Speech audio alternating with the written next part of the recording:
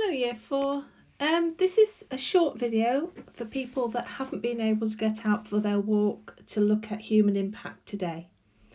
So if you're not able to go outside and have a look around where you live, there may be a chance that you could find some old photographs from the internet of in your local area.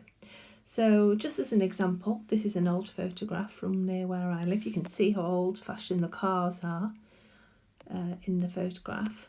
And this is actually a photograph, and it's got Harry Ramsden's fish and chip restaurant, which is now called the Wetherby Whaler, in the corner on the right-hand side. Now, a photograph that I took today of the same place, so you can see the building on the right-hand side as well.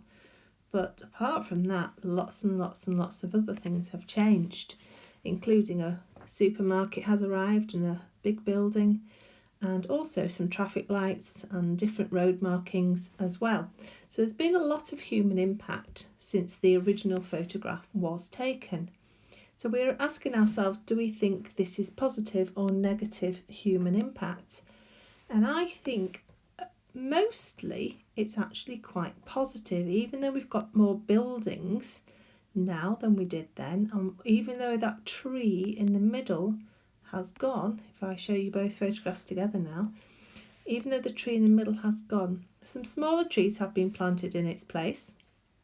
And I also think the road markings and the Pelican crossing, allowing people to cross over to go and get their fish and chips, was a very good idea as far as road safety goes. So I think it's probably, even though it looks quite a lot's changed, some of it's probably quite positive changes. Okay, so what you could do there is you could jot down some of the positive and negative changes that you think have happened over the last maybe 50 years or so, depending on the age of your photograph. So that would work really nicely if you did find an old photograph and you could find some examples of the place that you live now as well. If that's not possible, I'm going to show you something else that might work as well. So what you need to do is you need to go into the internet and you need to type in Google Maps. So Google Maps is what you need. And then maybe thinking about a place that you know that has had some changes over time. Maybe you in your lifetime can remember when this place was fields, and perhaps now it's got houses built on it. You may be able to find, let me show you a place that I know near where I live. And this is going to show us, if I can find it. I'm going to grab hold of the little man here. Whoops. Oopsie days. It's gone to the wrong place. Let's go back a moment. I want to pop him onto that place that I typed in before. There we are. Let's go back to where we were.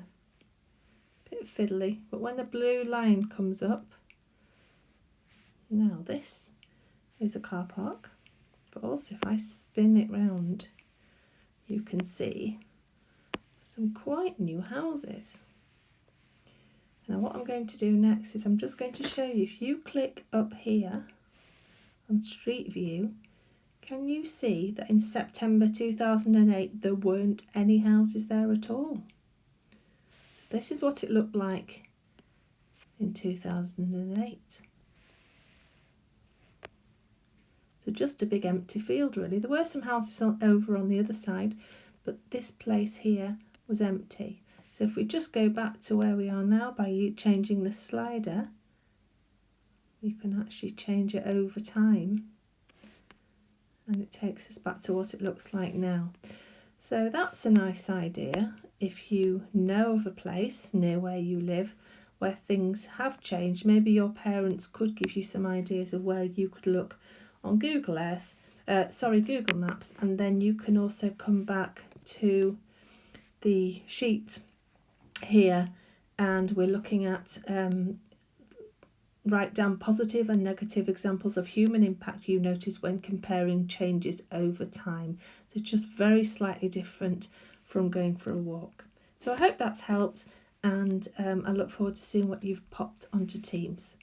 Thank you. Bye bye.